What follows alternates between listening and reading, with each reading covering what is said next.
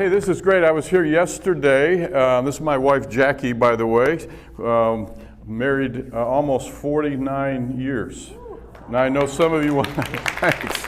Yeah, as we say, 40 of the best years of our life. Just kidding. But I was here yesterday. It was a great group. I hope you can outdo them. They were terrific. We had a lot of fun. I think we learned some things together, and I appreciated it. If somebody said to me, hey, Gary, how'd your talk go? You know what I'd say? You know, I came into the room and the crowd was electric. Sorry. I couldn't wait to say that. It just, you are electric, right? I mean, I'm not crazy. You're not diesel. Okay, good. Hey, thanks for being here. I talked to some of you who came from 2 hours away, and I just want to play a little music for you. Yeah, thanks for coming. I know if you're like us, we just live in Brownsburg. It's a 40-minute drive, but 6,000 cars between, here and there. So sorry about that if you hit that this morning. Well, I looked around the room. It's pretty much true today. Jackie and I are, without question, the oldest people in the room. And that's okay. We love that. You need to be around some older people now and then. That's a little tough for us these days, but you do, because there's a lot of good things that you can learn from someone who's been through a lot of things ahead of you. And I hope we're going to share some with you today that won't be just another talk. There are a lot of talks, and there are good leadership things out there.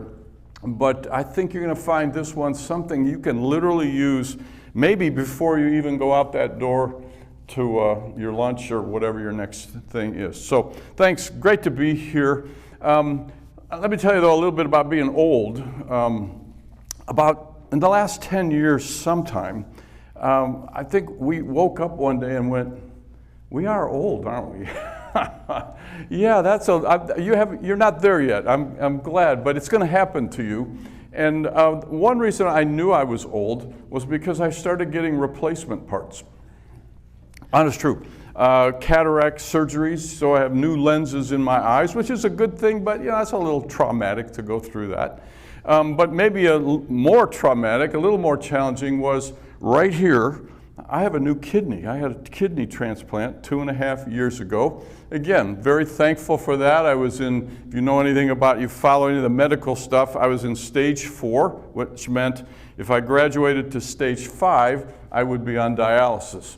And so I had this wonderful lady that was in a church we used to attend. I used to play keys with her husband. He was a bass player. And she heard I needed this donor kidney. And her mom got one, like, I don't know, 20 years before that, saved her mom's life. She said, someday I'm going to give a kidney away if I can. So she goes through the testing and sails through this thing. There's a bunch of tests, several months of time.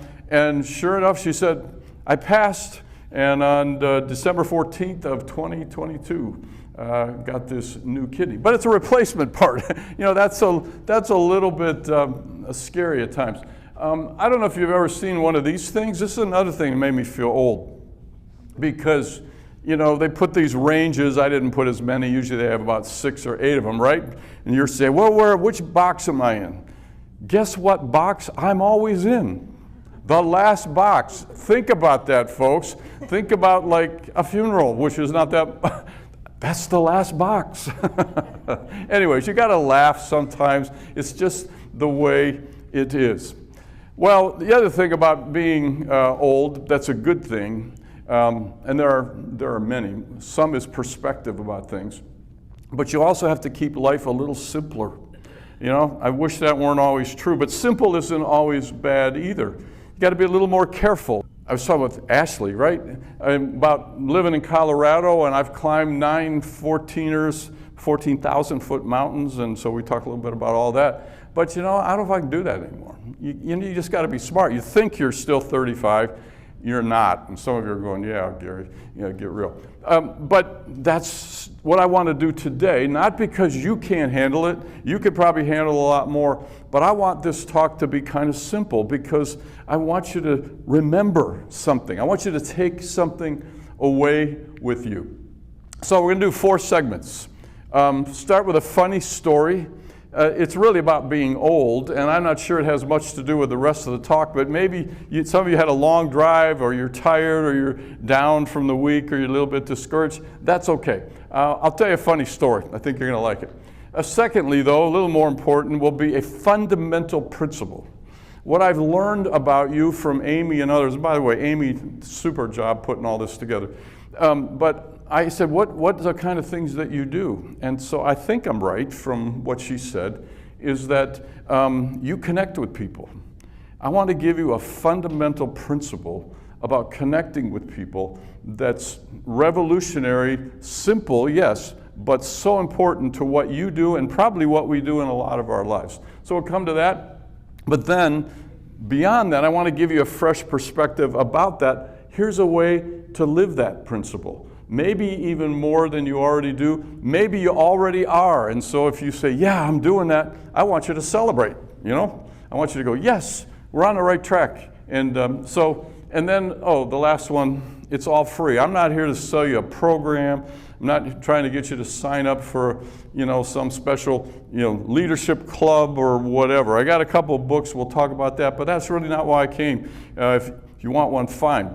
But it's all free, okay? And you can check, I'll give you my info later. There's some other free stuff if you want to look at that. All right, so let's start here. A funny story. Has to do with that lady. Any idea who she is or was? My mom. My mom. A few years ago before she passed away. She lived to be 94, died just before COVID really got going. Ironically, Jackie's mom lived to be 94, and they died 2 months apart. Isn't that wild? I mean, it was a good thing. We all those years with your moms. But anyways, my mom was kind of quiet. She was an executive secretary for a lot of her life. She would be funny now and then, but the humor would just come out when you least expected it. So the story, I've never forgotten this story. We were at a mall later in her life, maybe late 80s. She, I think, was already in, independent living. But she liked to get out. She still liked to go for a little walk, maybe have a dinner or lunch someplace. And she lived in Florida. My sister lives there. And I would get down there as often as I could. And so when we were down there, we'd take Mom out for someplace to a nice lunch, dinner that she liked, have a short walk, and she always enjoyed that. So we're in Florida, and we do this, and I don't even remember the restaurant per se, but it was near a mall, or we had to go through the mall to get back to the car or something. So we're going through a big department store. I don't remember if it was a Penny's or a Kohl's or something like that. And you know how now in department stores they make you kind of walk. You like to say, could you just put the aisleway directly to the door? But no, you got to go. Obviously, they want you to see other stuff. So we're doing that. Mom's doing fine. She's taking her time. My sister and I think her husband were there, several of us. We come around, we're going through the ladies' department as the last one before we got to the door. And as we turn one of those little corners, there's a mannequin, female mannequin, nothing on. But that happens in stores. They're getting ready for the next display or outfit. My mom, I'm not making this up, she's walking along, she looks at that and she says, I have an outfit just like that at home. And then she says, but it needs to be ironed. Oh gosh, I'm going, Mom, where did that come from? But sometimes we bring humor when we're older too, and that's not a bad thing. Well, we need to move to the more important stuff. A fundamental principle. Who's that? Say it louder. Simon Cowell, yes, some of you know. If you don't know who Simon Cowell is, he's often, what's his role on the TV programs? He's a judge. Yeah, he started on American Idol, and now I don't think he's involved in Idol other than maybe producing it, but now he's on America's Got Talent.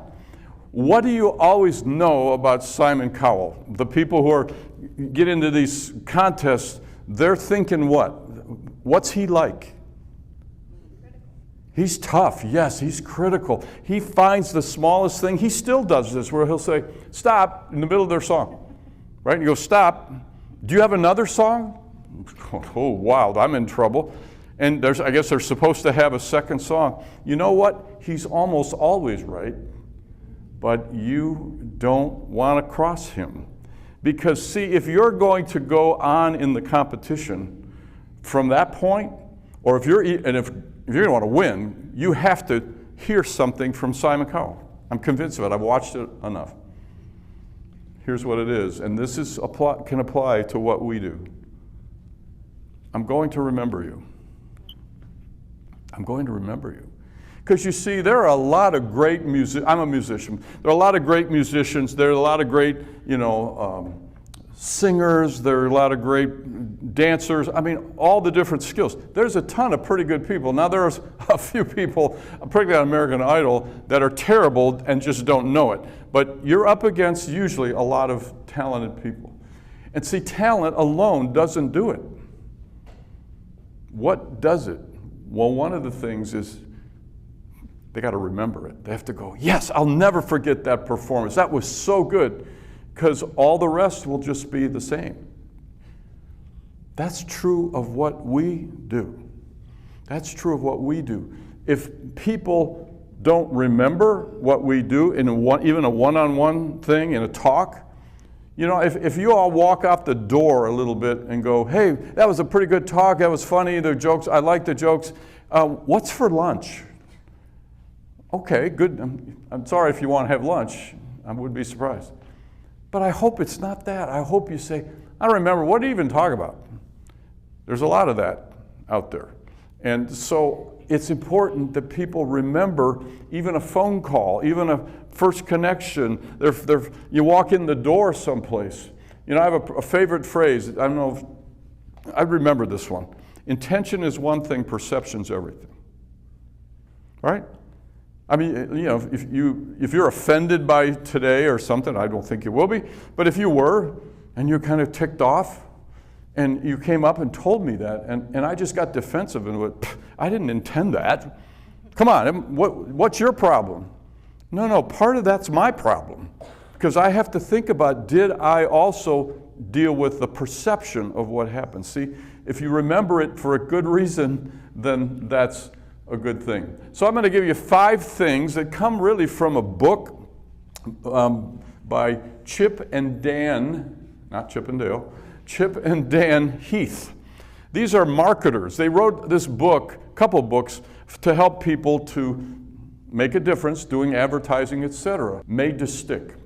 Made to stick. Why do things stick with people? Why do you remember a Super Bowl commercial, or why do you remember that sign in the store? Why do you remember that person who greeted you? All those kind of things. Why would you remember someone on the phone that you had to deal with? Well, there are 5 things they suggested. They actually did research on this. And the first one was that, what I just talked about at the beginning, they said you got to keep it simple. Now, simple is not simplistic. We're not talking about dumbing everything down, treating these people or whoever like they don't know anything. No, it's when it's simple, you remember it. That's why I gave you that little outline a couple minutes ago. I don't think that was too hard to remember. Simple can be wording.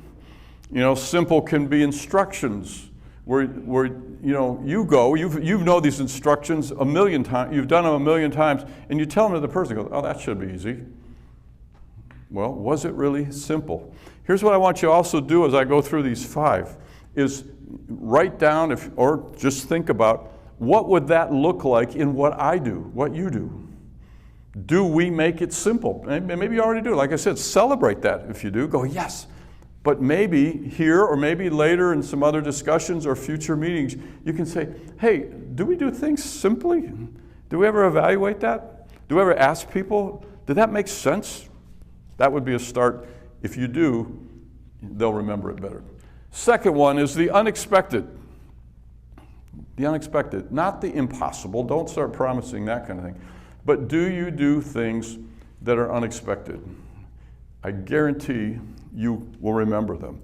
I'll bet, I won't ask, we'll take the time to do that, but I'll bet there's a bunch of you, maybe most of you, who if I said, tell me about an event that was so unexpected, it was really cool, it was really good, it could be a negative thing, but positive ones are better. that you just say, I'll never forget that. I'll tell you about one. I've been to Eastern Europe, different countries, Russia, Turkey, etc., 20 times, more than 20. One of my early trips there, I was with a Russian-speaking pastor, older man. I was staying in his house, and normally I had a translator. I speak some Russian now, but it was a translator during the day, and the translator had to leave because they had to go home. They had their own family. But I stayed at his house sometimes. He didn't speak any English, and my Russian was pretty limited, but we made do. So one morning we were off somewhere, and the weather was just awful, rain like crazy. And in this little town, they didn't have all paved roads. They had some, but a lot of them were just dirt and mud. So we had to walk somewhere. He didn't even have a car. So we walked to this place. We come back. Our shoes are just covered with mud, but that was okay. I'm a nice man. I can take care of my shoes. So you always take them off. And so we took them off, and we were there, I think, overnight. And the next morning, after we came back from that little hike or wherever we were, I fell asleep because it was fairly early in the trip and I was jet lagged. And I just couldn't stay awake, so I laid down on his couch, and I'm out. But knowing that in a couple hours, someone's going to come and pick me up to take me back into the city. So I fell asleep, I wake up, and I go, oh, yeah, they're going to be here in 20 minutes. I got to go check my shoes. I walk over to his door. They're spotless. This is a man who has almost nothing compared to what we have. And I just remember tears started coming down my cheeks going, and I looked at him and he had this little gleam in his eye, like, not that he was proud, just I was happy to serve you. I will never, ever forget that. You see, that's those unexpected things. So think about, what would the unexpected look like for you in what you do? I don't know. You're the experts at that, so I'm going to let you take care of that.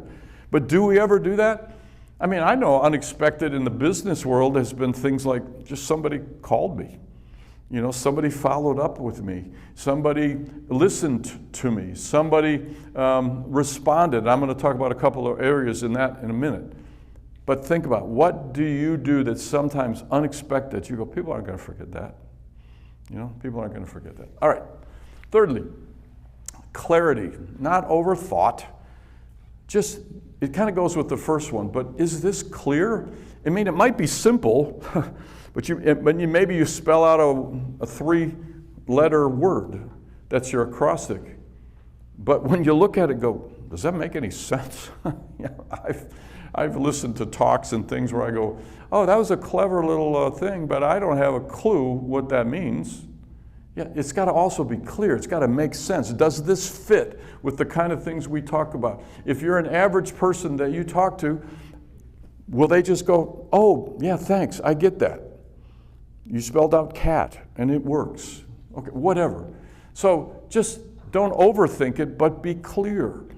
When you talk about the vision of your company or what you do or your office or whatever, it might be, again, a really clever vision. Does it make sense? Do you understand? If that's our vision, that's what we do? Maybe you do. I hope you do. If you do, celebrate it. Okay, that was the third one. The fourth one, the emotional. Now, some of you are thinking, wait a minute, are we going to become therapists here?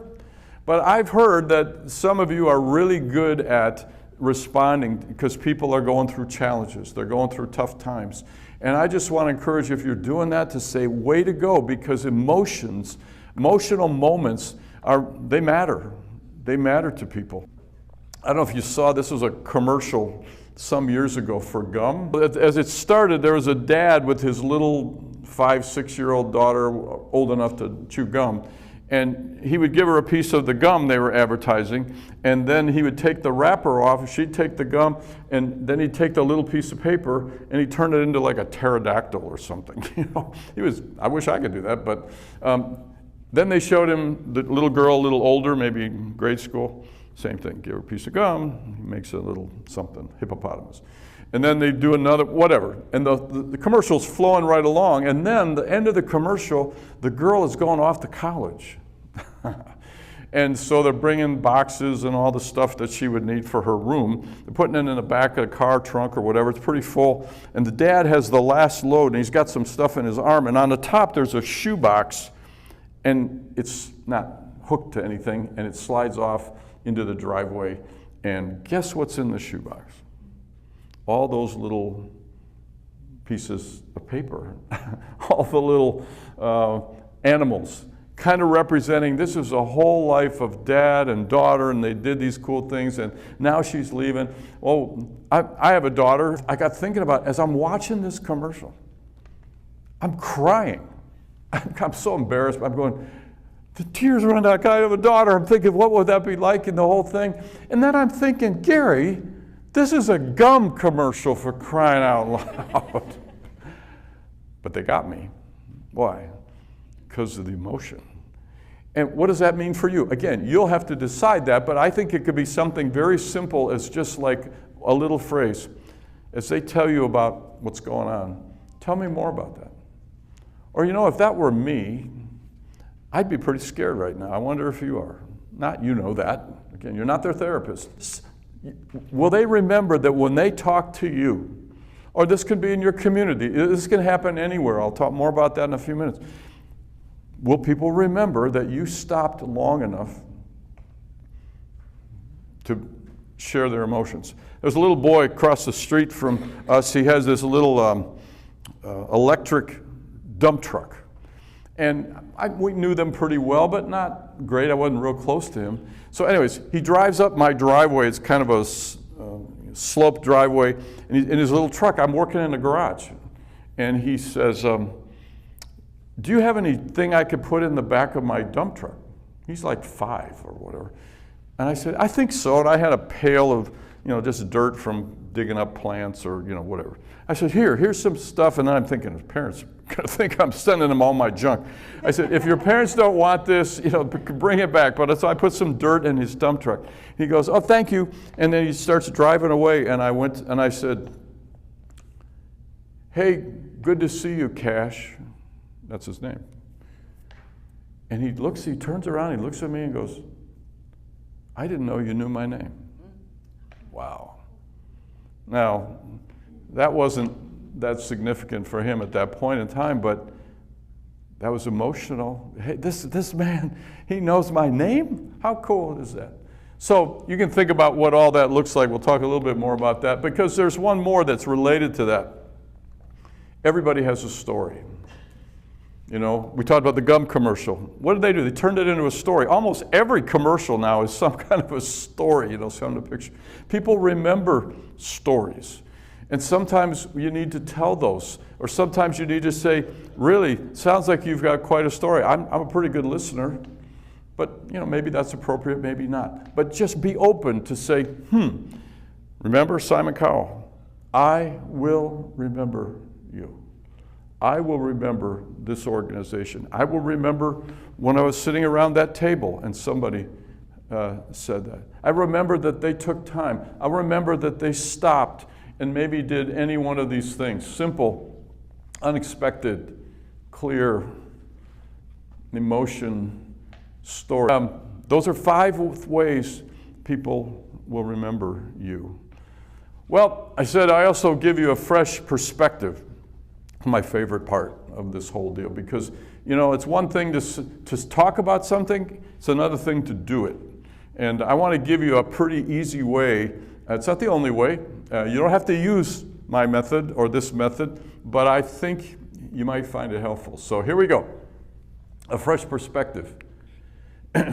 What if what a person remembered you for helped move them forward instead of staying stuck? In other words, it wasn't just, they were nice, but you actually had some kind of interaction with them that says, I want to keep going. I spoke to a group of nurses. Ever since I had this transplant, I just so appreciate people in the medical field. Perfect people? No, there aren't any perfect people.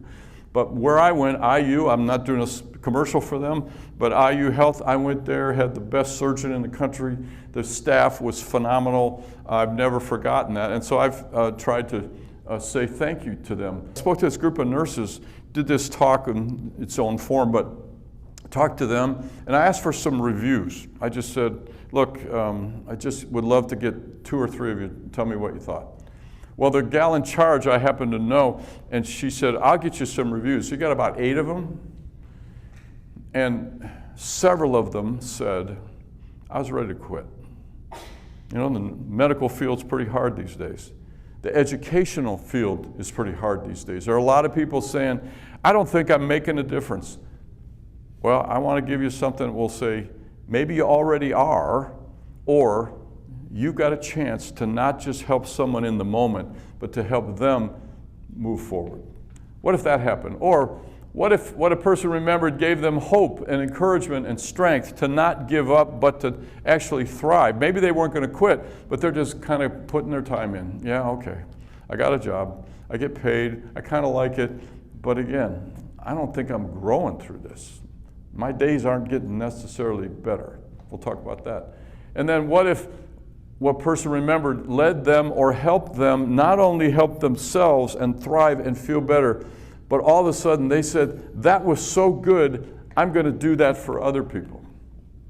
What if that happened? I was in a restaurant, favorite breakfast place we have, and I happened to go in by myself, so I sat at the counter, and there's a young server that I've talked to now and then, but never really had a chance to talk more. So he's sitting right there. I'm by myself. I said, hey, what do you do when you're not here?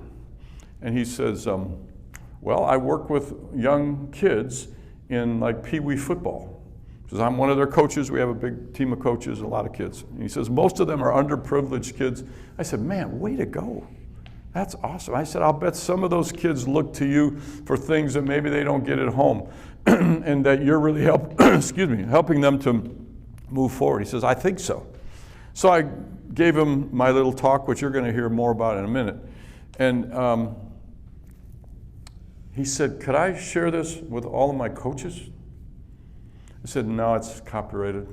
No, I didn't. I said, of course you can. That would be great. I'd love it if you... But see, right away, all of a sudden he's thinking, I want to give this to some other people.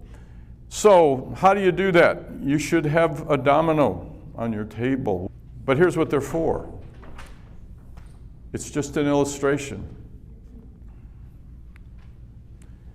But it's embracing the power of one connection that can help change a person's life trajectory and ultimately impact many others.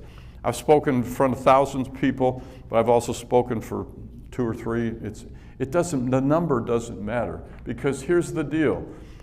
Dominoes. You ever look at those things on YouTube, those displays? If you haven't looked at some of those, they're phenomenal. They'll set up thousands of dominoes. I'm convinced these people have way too much time on their hands. But some do it professionally. They'll go into a company meeting. They'll set up 10,000 dominoes in some display somewhere. The company will pay them a bunch of dollars. And then what happens? How do you start one of those domino displays? You all know, right?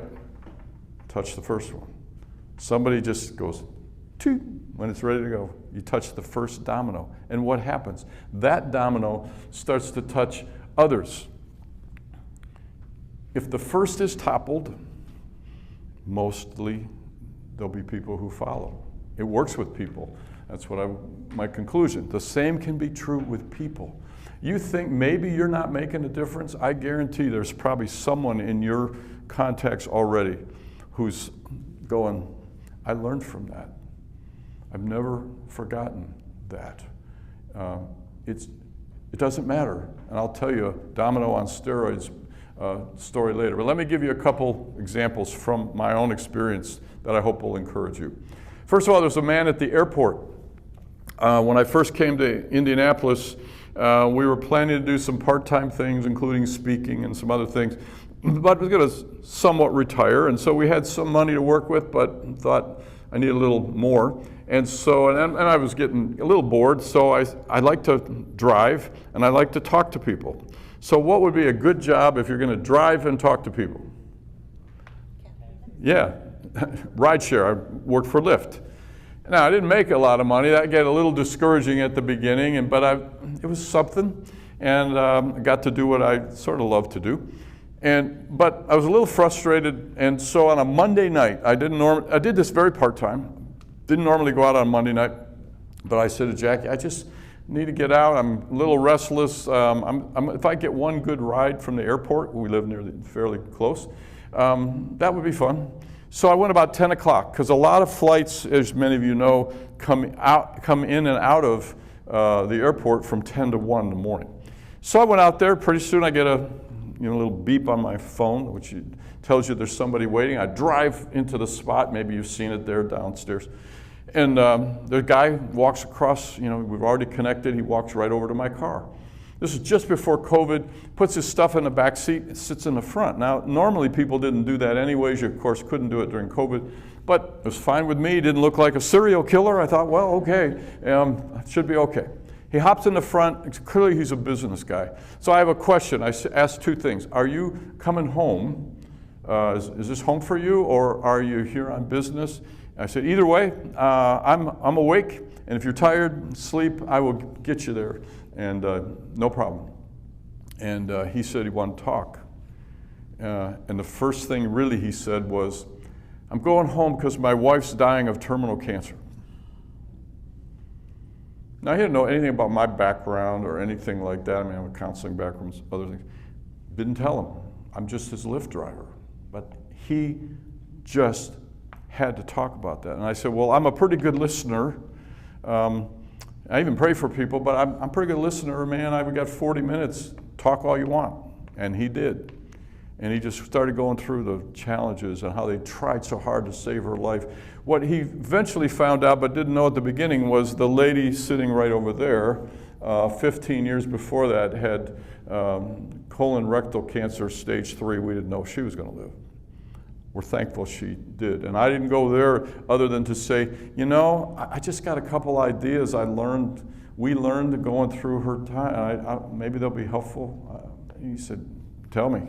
So I shared a couple of those with him very briefly. I have these little wristbands that say, never quit climbing. The view from the top is worth it. I said, this isn't anything magic, but I just want to encourage you. You sounds like you're doing all the right things. I mean, through tears and all that stuff, we get to his house over in Fishers, Lawrence, somewhere, and he says to me, you don't know how badly I needed to be in your car tonight.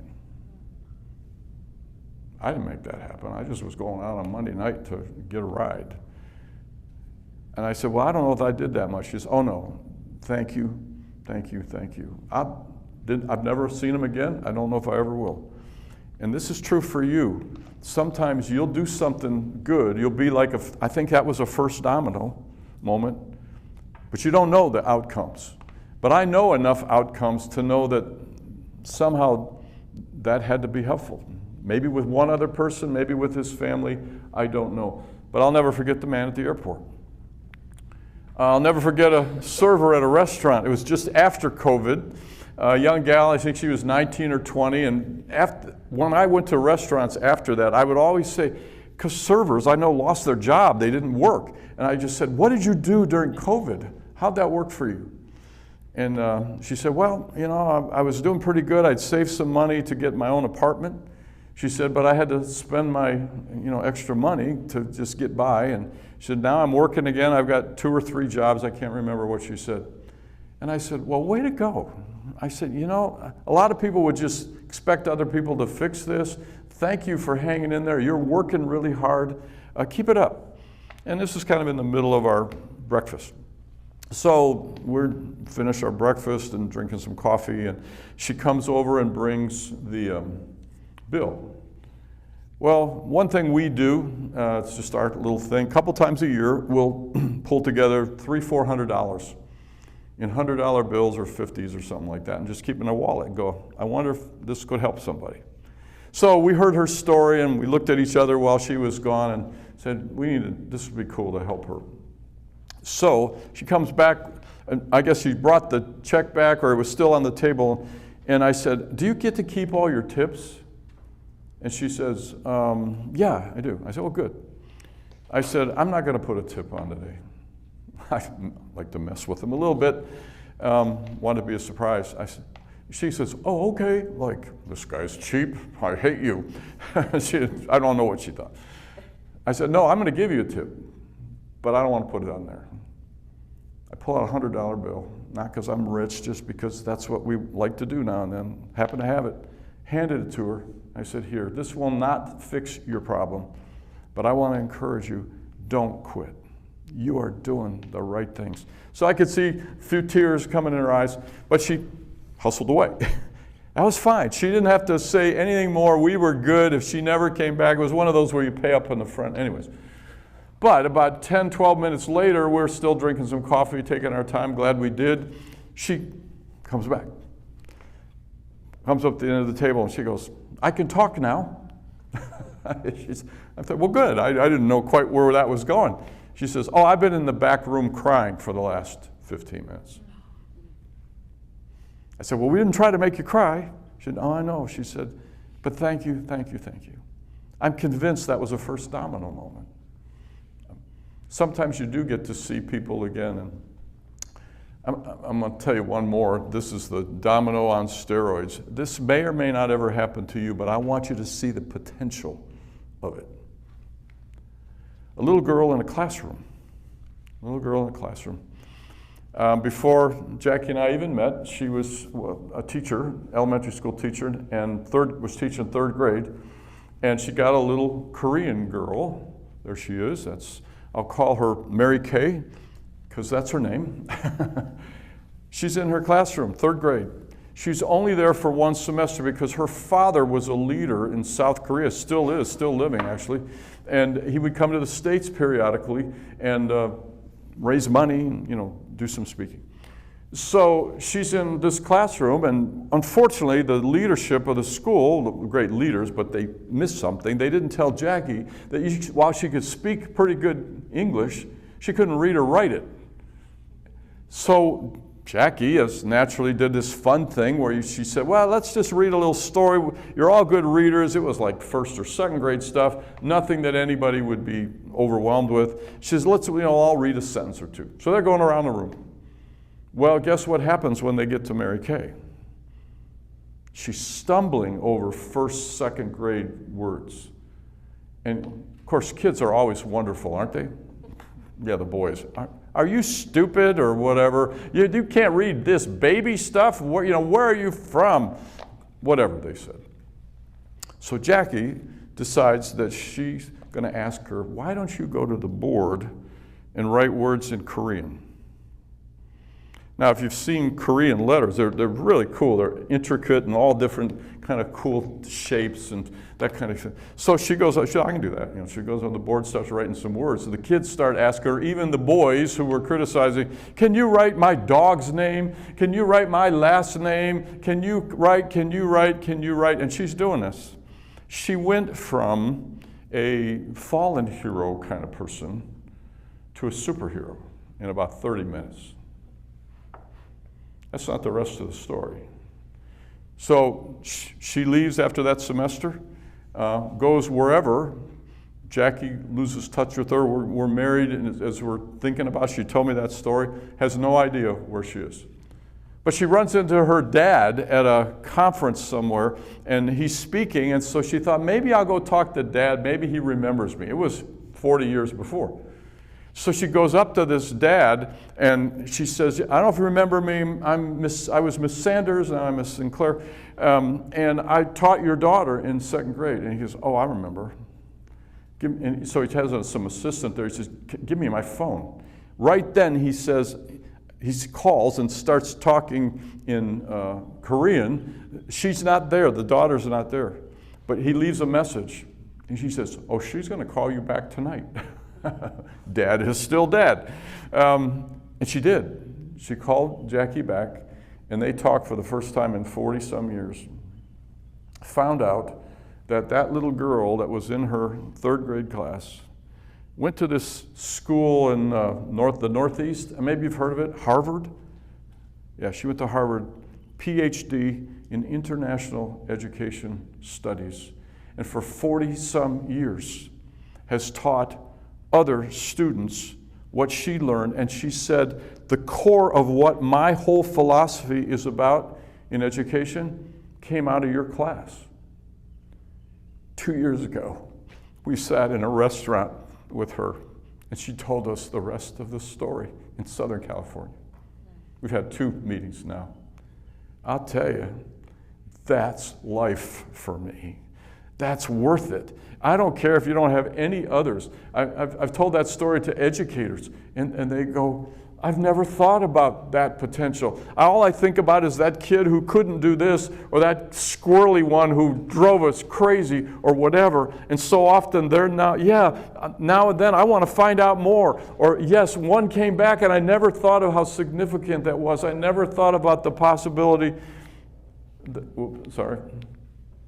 possibility that you could meet her 40 years later and hear the rest of the story. You won't always hear the rest of the story, but we got blessed to do that. That's little Mary Kay.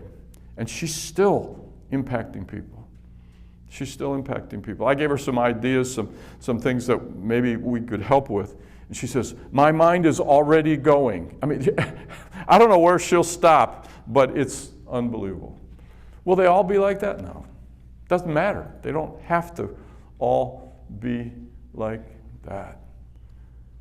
But if you're ever feeling down, like, I wonder if that call was any good today, I hope you'll go, yeah.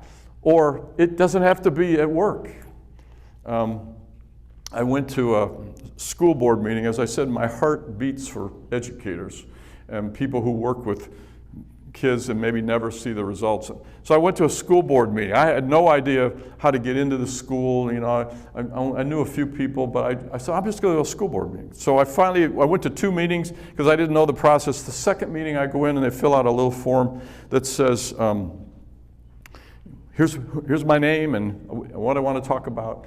And so I go to this meeting, and it was a little scary because when the meeting started, or before it started, all these parents are coming in, all these students are coming into the meeting. And it was right during that time when, you know, in Indiana, they're facing money problems and education, and who's going to provide the money, and there's a lot of controversy going on. I'm going, oh gosh, why did I come to this meeting? This is going to be a nightmare. They're going to be fighting, they're going to be arguing, who knows? Well, it turned out they were giving out awards that night. It wasn't what I thought. And so they did this really nice thing. Kids got awards and they built them up, and it was really good. But then they all leave because, you know, there's a meeting to follow. Well, about 20 people stayed around, and I thought, well, there'll be other people like me want to say something. And the chairman of the meeting says, well, we just have one tonight. Well, what are these other people here for?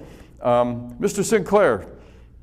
And so I come up and I give my little brief talk, and I end with the Mary Kay story. And half of the board's crying. Not that wasn't my goal, but I knew their hearts were touched. I knew there was emotion. I knew they got the story part. I knew they were going to remember that. And so I gave them all a domino, did, you know, the usual things you might expect. And every one of before the meeting was over, they had a little time where they could say something. Every one of them said, that was unbelievable. Not me, and I don't care. Just that hit them, that, wow, we're making a difference. And I said, I want you to tell that to your team, because there's people ready to check out, probably. So after the meeting, the chairman of the board walks over to me and said, you know, I do all the orientation for our teachers. Can I use your idea and, you know, give out dominoes? And I did my little joke again. No, it's copyrighted, it's mine, you can't have it. No, I said, absolutely. Because why? Because like that little girl, like that story now is, we send her notes every now and then and say, hey, I got to tell your story again, and you don't know what a difference that made. Thank you for being willing to share it with us. So a couple so now what's. Think and maybe talk about how you can provide connections people remember. Or as I've already said, if you're already doing it, celebrate it. Remind each other, yeah, this works, this is important. Here's what we do. Or maybe we could do better. Or maybe we could just think about that. Or maybe I can think about it. And it doesn't have to be at work. Again, it could be at home. It could be wherever. Restaurants, like we did. Or anticipate first domino moments in both your work and personal life. On the way here. Not just when I speak. When I go to have breakfast, I just go, it would be cool to have another first domino moment. I don't make it happen. If it doesn't happen, it's cool. It's okay. But I anticipate those. I think about that now, not in some crazy nut way, just I look forward to it. Enjoy and talk about the moments when you sensed you made a difference. People remembered their encounter with you and desired more. I would guess, I don't know how much contact you have with each other, but maybe it's other people where you work, just to say, hey, I mean, I come home all the time and I say, I had this domino moment today. It's helped our house. The staff that I work with in other settings, they know, are you going to tell another domino story? Sometimes I have to back off because there's just too many. It doesn't matter. But what if you did that? Could it change attitudes and tones on your team? Maybe. What about just having more moments where you go, yeah, it was a hard day, but I still had some joy in it, Or more stories and company gains. I don't know. We'll see where that goes. But I want to camp on this last one, and I'm done. Any of you ever watched the TV show The Resident? It was a doctor drama, and there was a resident who became the chief resident, and then he got married to one of the nurses, and so they're working in the same hospital. We watched every episode. If you need surgery, I think I can do it. I mean, I've watched it so many times. Not really. But I'll never forget, here we go, remember, one episode. Because it had all the elements, I think, of those 5 in it. I'm going to leave you with this. In the episode, they had just come out of COVID. So all the nurses and doctors are exhausted, and that was true, really happened a lot. And so they were finally going to get a 4-day weekend. And so this husband and his nurse wife were so excited they were going to Cabo or something. And except the only problem was Thursday night of the weekend, there was an earthquake in the city. That's the story, obviously written. So what happened? All the staff that were going to take their vacations and finally get a break got to come back into the hospital. Everybody's busy. And so they go. I think it was a couple different nights. The whole weekend pretty much they worked. Everybody worked hard. And they obviously missed their trip. So they're sitting, I think it's Sunday, they finally get done, they finally get back home, and they're having a glass of wine or something, just trying to process what happened. And I love this line. The wife, the nurse, says to her husband, honey, I know this wasn't the kind of weekend we hoped for, but it's the kind of weekend we live for. Whew. Oh, are you kidding me? Wouldn't it be great, even in our tough times, if we can say, yeah, no job's perfect, no situations, no community, no whatever, group is perfect. But you know what? Today, it maybe didn't even go as planned, but it's still what I live for. That's because it's not just this. It's I get to touch people's lives. I get to topple a domino. And maybe it will go on and on and on and on, and that's worth it. See, that makes life a little more worth living for, isn't it? It makes those days when you go, I don't think I'm doing anything. Oh, look at those people. No, don't go there. You have a chance to topple a first domino and literally change the world. You're part of the world anyways. And you may know it, all the answers, you may not. Don't worry about that. Just, as Nike says,